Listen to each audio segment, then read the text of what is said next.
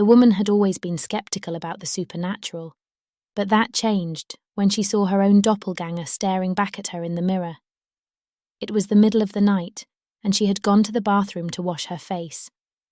As she looked up, she saw herself, but there was something unsettling about the reflection.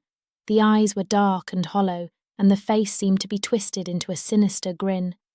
She quickly turned away and ran back to her bedroom, but she couldn't shake the feeling that something was watching her. She tried to convince herself that it was just her imagination, but every time she looked in the mirror after that, the same twisted reflection stared back at her. As the days went by, she started to notice other strange occurrences. Objects would disappear and reappear in different places. Doors would creak open on their own, and she would hear whispers coming from the shadows. She knew that something was not right, and she began to fear for her safety. One night, she woke up to the sound of footsteps in her bedroom. She sat up in bed and saw her doppelganger standing at the foot of the bed, its twisted smile wider than ever before. The woman screamed and reached for the lamp on her bedside table, but when she turned it on, the doppelganger was gone.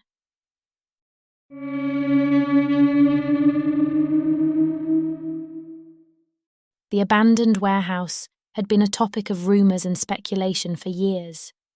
Many believed that the place was haunted by the ghosts of the workers who had died in a tragic accident that had taken place there decades ago. Local children were always daring each other to sneak inside and explore, but none of them had ever had the courage to actually go through with it. One night, a group of young kids decided to take on the challenge. They crept up to the old building in the dark, their hearts pounding with fear and excitement. As they stepped inside, they were immediately struck by the eerie silence of the place. But then they began to hear disembodied whispers and moans, and the hairs on the back of their necks stood up. Suddenly, a ghostly figure appeared before them, its face twisted in a grotesque expression. The children screamed and tried to run, but they found themselves trapped in the haunted warehouse. They could hear the other ghosts closing in on them, their voices echoing through the empty halls. In the end, the kids managed to escape, but they would never forget the terror they had endured. From that day on, they warned others to stay away from the abandoned warehouse, lest they too fall victim to the ghosts that still haunted it. Despite the warnings, there were still those who refused to believe in the existence of ghosts and continued to explore the abandoned warehouse. But as time passed, more and more unsettling reports emerged of strange occurrences and unexplained phenomena. Some claimed to have heard disembodied voices and footsteps, while others reported seeing shadowy figures moving in the darkness. Some say that the spirits of the workers who died there still linger, trapped in an eternal cycle of suffering and despair.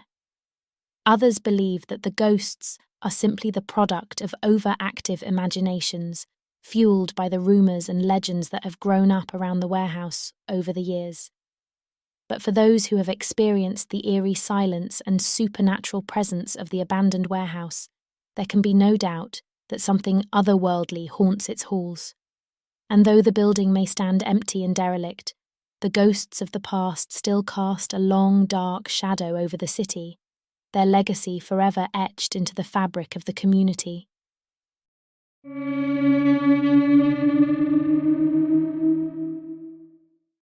I always knew there was something off about my house. The way the floorboards creaked, even when no one was walking on them, the way the doors would open and close on their own, and the unexplainable cold spots in certain rooms. But I never imagined the true horror that was lurking within those walls. It started with small things, objects moving from one place to another, strange whispering sounds in the dead of night. I tried to convince myself it was just my imagination, but the feeling of being watched never went away. Then one night, I woke up to find a figure standing in the corner of my room.